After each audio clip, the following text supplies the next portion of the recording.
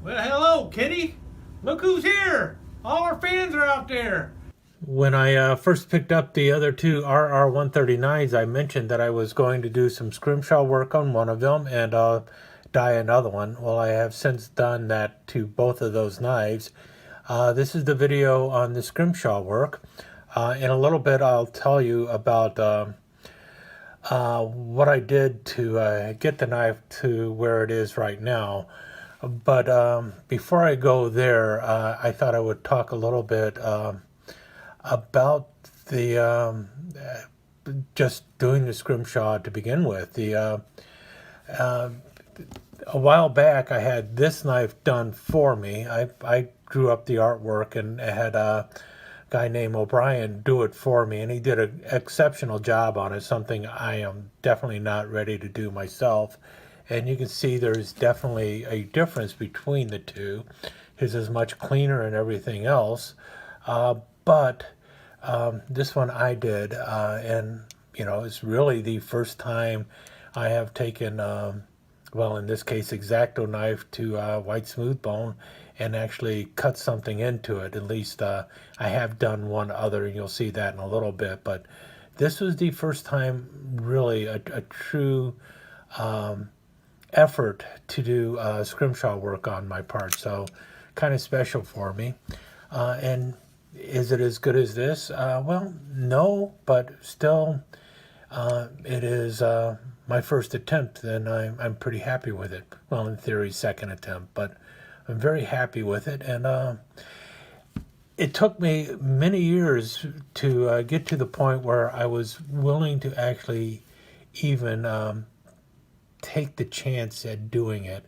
And now I can sit back and say, boy, was that stupid. I should have jumped on it right away and just taken a shot at it. What's the worst that can happen? You can fail. And that's really a lesson learned, I guess, once again. And a lesson I learned over and over is what's the worst that can happen? You can fail. It's not like anyone's life depended on me getting this correct or anything. It was just the thought of not being able to do something, and not taking the chance. And I tell people right now, that's foolish. I wasn't risking anyone's life or limb on this, maybe risking cutting a finger or something. But seriously, what's the worst that could have happened? I could have screwed up a $15 knife. And because of that, I wasted many years not doing this, and now, that's the only regret I have, is that I did not try something like this earlier. It was quite a bit of fun, and I will have to go back and do it again. And I thought also I would show the difference between laser engraving, which this is, and actual Scrimshaw work, where you see the little nooks and crannies where there's a little mess up here or something like that. But that, to me, is the true beauty in it, because this is an individual work. This is an individual piece of art. This is something that, even though it was produced in small numbers, was cut by a machine, and you can see there's a difference between that. So that's something else to consider. Not that this is bad. I really like this, but it's not like Scrimshaw.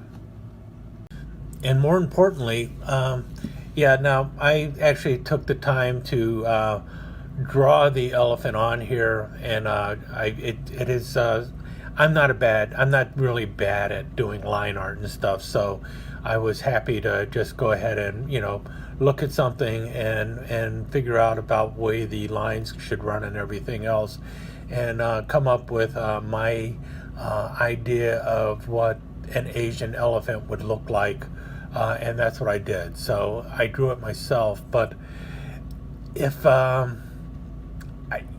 didn't have that talent, I could have also found some kind of artwork and traced it on there. And then the next part is just a matter of doing a little bit of carving and stuff like that. So if you do whittling or anything of that nature, or if you're interested in doing some kind of artwork, take a shot at it. Really, what's the worst that can happen? You can screw up a $15 knife. Uh, really. Um, Go ahead, take the plunge. If this is something that you've been thinking of doing, go for it. Don't wait any longer. Don't be foolish like I was and wait several years and think, oh, should I do it or should I not do it? Am I going to fail or am I not going to fail? Just take a shot and do it. What's the worst that can happen? You can screw up a $15 knife. But yeah, practice on the $15 knife before you go and grab that $100 knife and try and do some scrimshaw work on it. In any case, here's my video on how I got to this point with this knife, and well, I hope you enjoy it.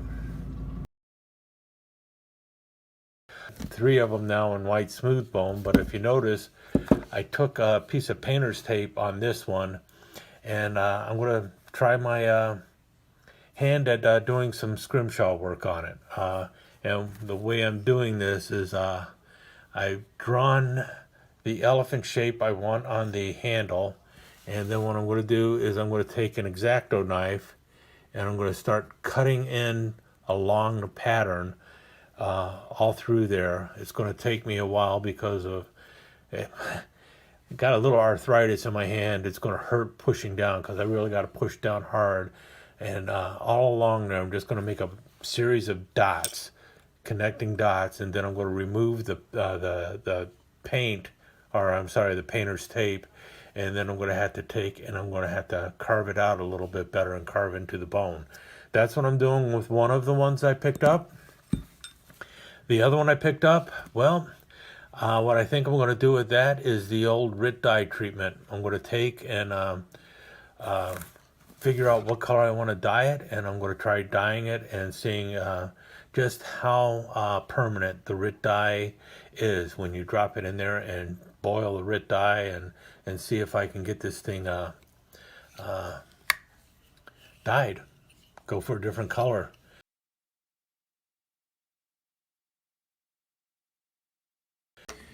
Okay, I'm up where I normally do my models and stuff instead, because the supplies I need for the scrimshaw stuff I'm doing is up here.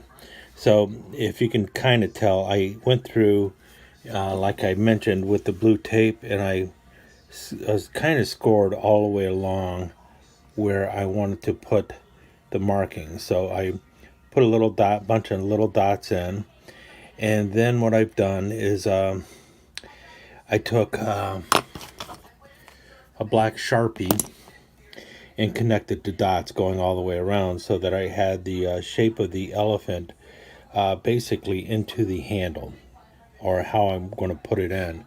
And now what I'm doing is taking a number 11 X-Acto, and I'm basically scraping away the black to make the lines going around, all the way around. So it's time consuming and it's tough, and it's definitely wearing out my number 11 X-Acto blades because, well, bone's a whole lot harder than plastic. But that's the way I'm doing this. I think once it's done, it's going to look pretty cool, though. There's going to be my elephant and the elephant toenail whenever I get it finished. It is a little bit of a process, but surprisingly, doing the work is not too bad. You know, cutting into it and scraping. If I had younger hands, this would not take nearly as long. But, you know, a little bit of arthritis acting up, and a little carpal tunnel acting up and everything. And this really does require a lot of pressure pushing down, and then a lot of slow work for accuracy and such. So it, you know, while this cutting right here took probably all of about 15-20 minutes, I'm going to have to rest probably about 2 hours before I can start cutting some more, simply because it's really rough on my hands. So this is one of those projects that's going to take several days to do, simply because of how hard the bone is. But you can kind of see what it's going to look like when it's all done. So next time I'll show the finished product, but it's basically taking the number 11 blade and kind of getting along and just scraping along there, pressing down very hard along where the black line is. You can see where the little dots are, where all the little dots I put in there that I need to connect, and then this is where it's all been scraped out. And then once that's all done, I will line it again and then clean it up. Okay, so this is where we began with the Rough Rider RR 139 elephant toenail and white smooth bone. As you can tell, nothing on either side. I wanted to try my handiwork on scrimshawing an elephant's head on the front of this. Now, this is not the first time I've done some kind of scrimshaw work. Here's a kind of a mushroom kind of knife that I did with a Toenail, and I did a mushroom on there. But this was done in a deer bone, which was not nearly as hard, it seems, as the cattle bone was. So the cattle bone was a lot harder to cut into. But in any case, I have done this kind of stuff before, and I did it the same way this time as I did last time. And any case, here's my elephant's head on the elephant toenail. And I'm pretty happy with it. It was a little bit of a challenge for me. Like I said, I'm really doing this blind. I don't really know how to scrimshaw or anything. I just basically decided to cut into the bone using a number 11 X-Acto knife, and then and seeing how it worked out. And to me, it's good enough for me. It's mine, you know. That's really what it comes down to. So now I've got my white smooth bone elephant toenail with an elephant carved in the front of it. So that's pretty cool. Might end up putting a elephant's paw print on the back. That might be interesting too. In any case, there you have it. That's the end result of my RR 139 elephant toenail with a little bit of scrimshaw work done to it. Stick around for some slides.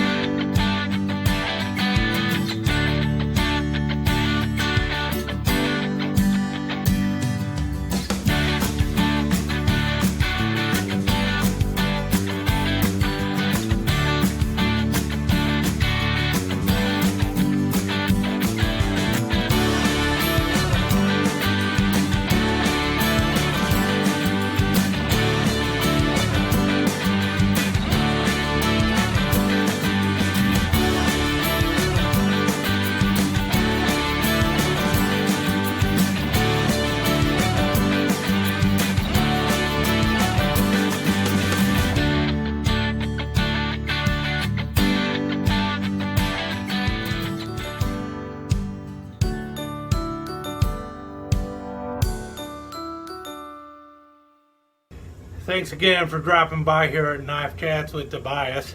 I'm Tobias. Kitty here's the production staff.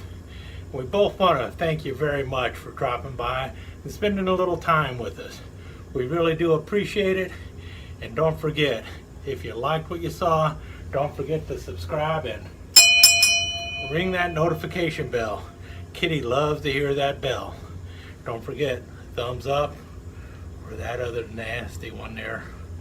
And don't forget to leave a comment and share it with your friends. Kitty loves it when you share. Talk to you again soon. Right, Kitty?